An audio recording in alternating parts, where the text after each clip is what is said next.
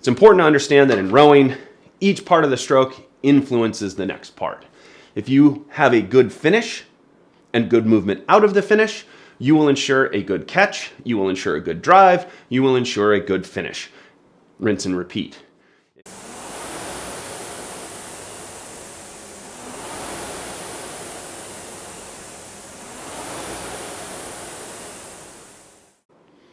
I'm going to start today with a statement that's going to sound pretty obvious, but I'll expand from there. And that obvious statement is that the only time the seat is not moving in the rowing stroke is around the finish of the stroke.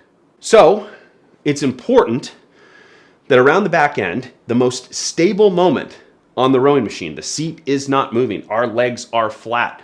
We are in a fixed position.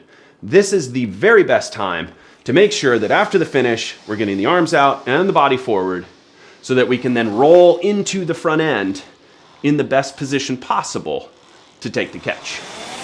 We do not take time at the front end of the rowing stroke. So it's static here around the finish, but there's no time around the front end.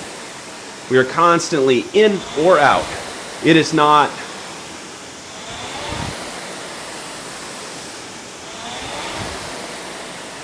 therefore, two things that are important. One, we really do want to honor our ability to come into and out of the front end of the rowing stroke instantaneously.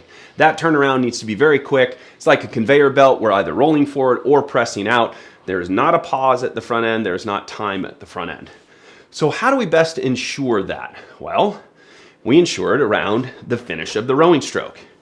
If any areas of your rowing stroke are compromised, it will compromise the next part of your rowing stroke.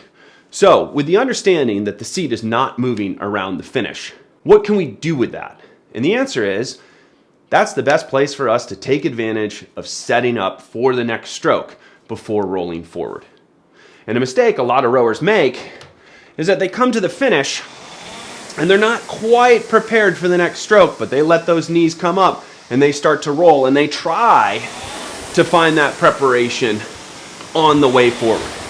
They try to get themselves set to take the next stroke as they are rolling. And that is problematic for a number of reasons. One, there's no guarantee we're going to arrive in the position that we want to because there's too many moving parts as we're coming forward. Two, that's going to scrub power. We're not going to be able to turn around as quickly through the front end. We're not going to be in the best position to be able to press, and we're going to lose power. So, by setting ourselves up, do a number of things.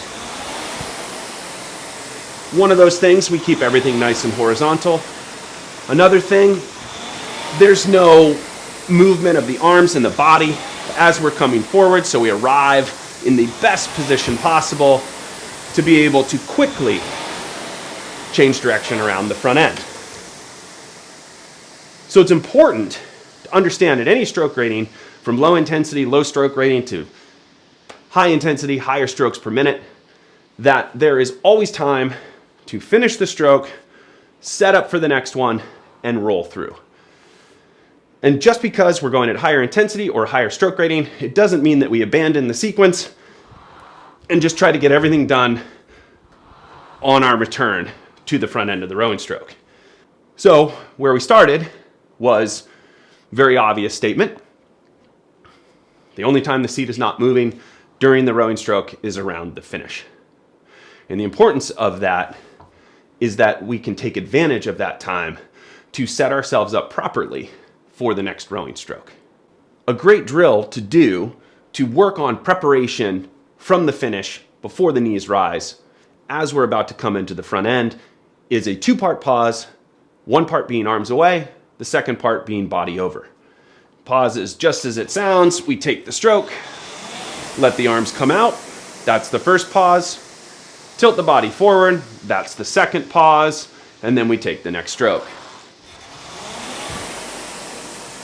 This ensures that we're achieving the correct position with our arms elongated, out there just like cables, loose like cables, but connected well through our lats, into our core, into our hips, with a good tilt forward so that we're able to arrive and be strong for each stroke. We're able to arrive and instantaneously change direction. So utilize this two-part pause to work on the sequencing and movement from the finish towards the catch before the knees rise.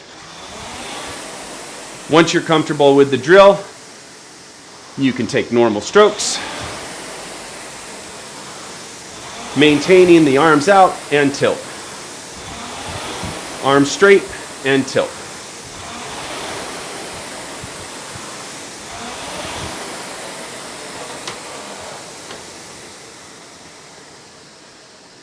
So taking advantage of the fact that the seat is not moving and should not move around the back end unless and until the arms and the body are forward is an important aspect of improving your rowing stroke. Utilize the drill, the two-part pause, arms away, body forward. You can also, once you feel that you have this motion down, you can then switch the drill and you can simply drop the arms pause and just make it body over. So when you're confident and you're comfortable in being able to get the arms out and the body forward, you can drop the arms out pause and just make it a body over pause. But the importance is you want to arrive in this position, body forward, arms outstretched, before the knees start to rise. Put you in the best position possible to take the catch, the most powerful position possible to take the catch. It'll decrease the amount of time in fractions of a second, which matter in rowing, around the front end in terms of transferring from the recovery to the drive. Rolling in into pressing out becomes very, very important.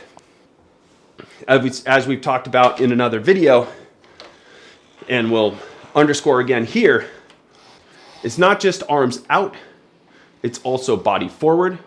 And this facilitates our ability to roll in the front end and take our body weight off of the seat onto the feet and handle. Transfer power and body weight off of the seat onto the feet and handle.